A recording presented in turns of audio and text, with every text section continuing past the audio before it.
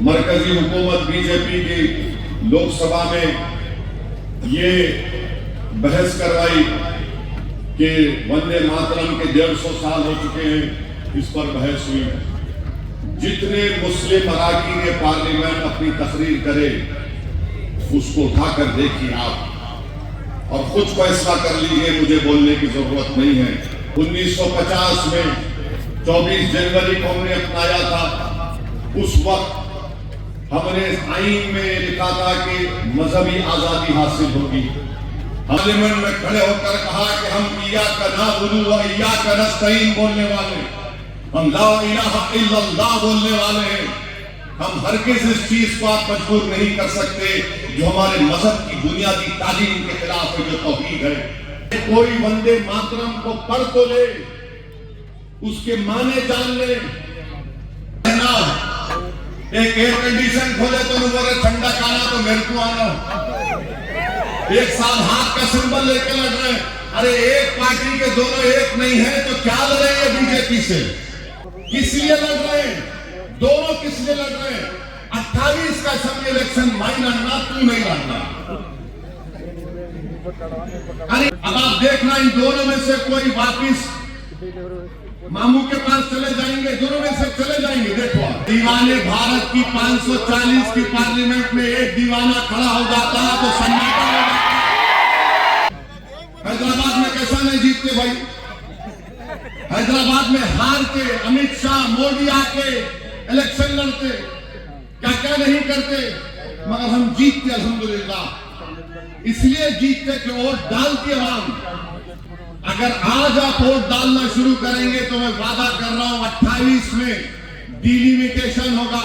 हो सकता है कि असेंबली कॉन्स्टिट्यूंसी ऐसी बन जाए कि यहां से मजलिस का मेरे मुंतखब होने के अंतर। और ये बीजेपी के लोग, खास तौर से मुनूर काबू के लोगों से अपील कर रहा हूं, यूजीसी के रेगुलेशन बनाए गए जिसमें कहा गया कि अगर यूनिवर्सिटी कॉलेज में बैकवर्ड क्लास, दलित, अल्पसंख्यक समाज यानी माइनॉरिटी और आदिवासियों से अगर बच्चों से या बच्चियों से कुछ नाइंसाफी होगी तो उसका ये तरीकेकार होगा। तो पूरे मुल्क में आलाजात के लोग खड़े हो गए। सुप्रीम कोर्ट को मसला गया, ये ऐसी निकम्मी हुकूमत है जो सुप्रीम कोर्ट में अपने रेगुलेशन की हिफाजत नहीं कर सकी। मोदी पार्लियामेंट में खड़े होकर टार्जन की तरह सीने को मारते, मैं सबसे बड़ा बीसी लीडर हूं। मैं बताओ क्या निकला उसमें? मेरे अजीज दोस्तों और बुजुर्गों, मैं आपसे अपील कर रहा हूं कि ये इनके सिर्फ एक हरकतें हैं। इंशाअल्लाह ताला आप देखेंगे कि ये लोग अपने ही जाल में फंस जाएंगे इंशाअल्लाह ताला। जब हर समाज का सियासी लीडर हो सकता है तो मजलूम कौम का नुमाइंदा क्यों नहीं हो सकता है?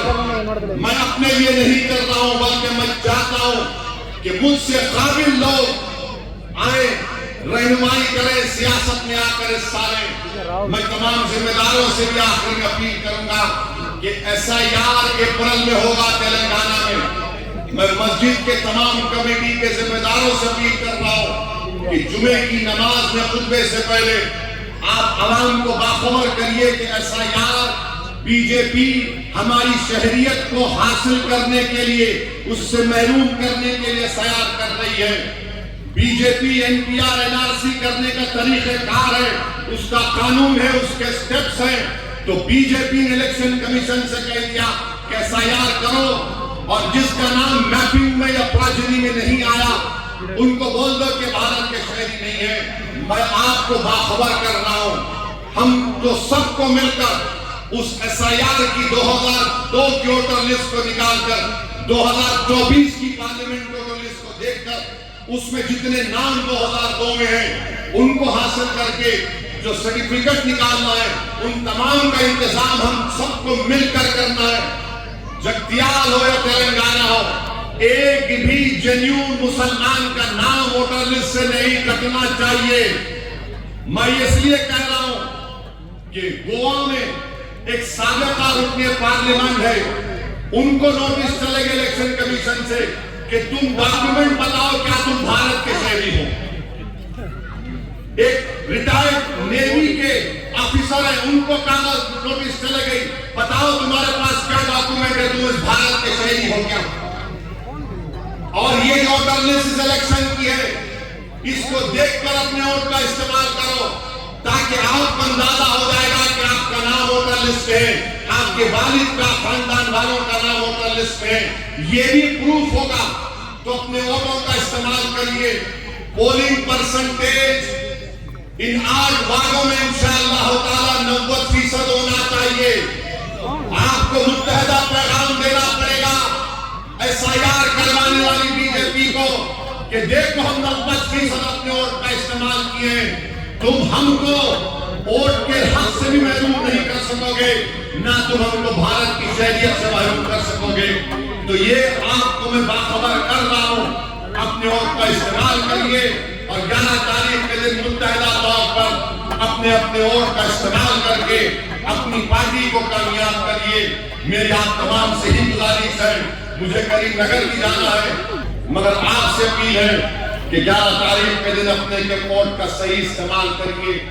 डरने और घबराने की जरूरत नहीं है। सिर्फ मजलिस 8 कॉर्पोरेटर अपने उम्मीदवार अपने मैदान में उतारी है। तो मेरी आपसे गुजारिश है कि बेखौफ होकर वोट डालिए। अब ये सुधरने वाले नहीं है लोग। मैं जहां कहीं भी इलेक्शन लड़ता हूं, मेरे बारे में शुरू कर देते, देखो बी टीम है, फुला टीम है, सी टीम है। अरे मैं पार्लियामेंट के 5 सीट पे रहा 24 में, कैसा जीत गई बीजेपी? इसका जवाब ही नहीं है। कैसा जीती बीजेपी बताओ? 7 यहां पर जीत गई, कैसा जीती बताओ? मैं कुछ किया क्या मगर इल्जाम इसलिए लगाते मुझ पर कि मुसलमानों की पॉलिटिकल एजेंसी ना बन जाए, मुसलमानों की सियासी लीडरशिप ना बन जाए। और मजलिस इत्तेहादुल मुस्लिमीन का मैं एक सिपाही हूं। मैं एक अज़म लेकर उठा हूं कि जब तक अल्लाह मेरी आंख को बंद नहीं कर देता, मैं इन नौजवानों को लीडर बनाऊंगा। मुसलमानों का, ना सिर्फ जगत्याल का बल्कि हिंदुस्तान का लीडर बनाऊंगा।